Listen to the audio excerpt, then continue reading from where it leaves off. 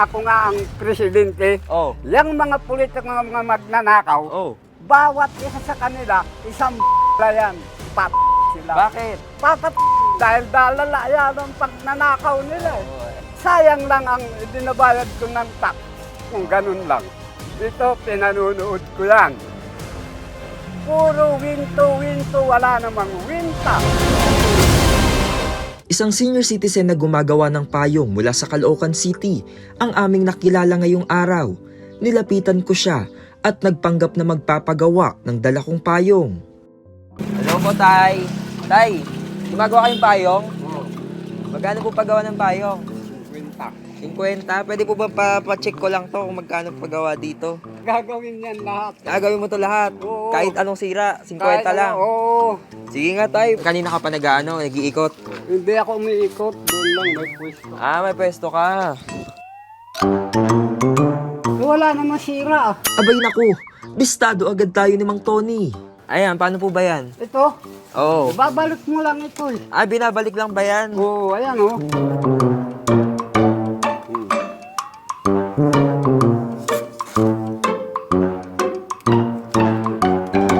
Ay, pag ganyan, magkano bayad yan? Walang bayad ito. Libre na lang? Wala naman akong ginawa kung hindi pambalik ko lang yung dati niya. Ayun, bait mo naman pala. Oo, ayan na. Hindi mo na ako sisingilin. Hindi na. Wala nang singil. Ayan, sige, hindi, babayaran kita. Huwag na. Kaya nakakaroon na ako. Siyempre hindi papayag ang ating Tatay Rani na walang ibibigay kay Mang Tony. Di ba 50 lang paggawa? Wait lang, kausapin kita.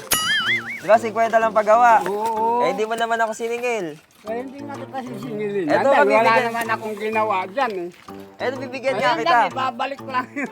Eh, dahil mabait ka nga, bibigyan kita. O, dahil mabait ka, eh, wala naman pala tong sira. Eh, kung iba yan, sasamantalahin, di ba? Sisingilin ako ng mahal.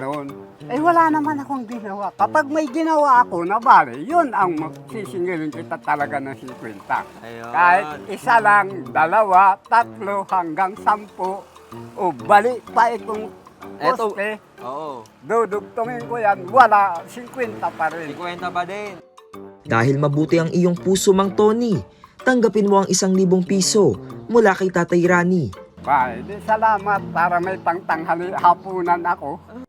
Samantala pinakita din ni Mang Tony ang laman ng kanyang tulak-tulak. Ito paggawa ito. Marami ka ng suki.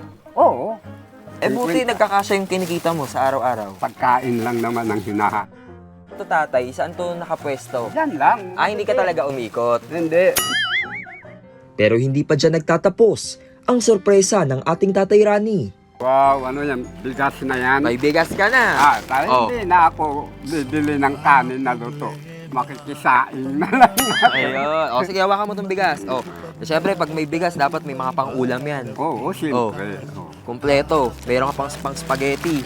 Eh, siyempre, kahit tapos na Pasko, bibigyan ka rin namin ng pang-salad. Eh, masaya ka ba? Oo, siyempre.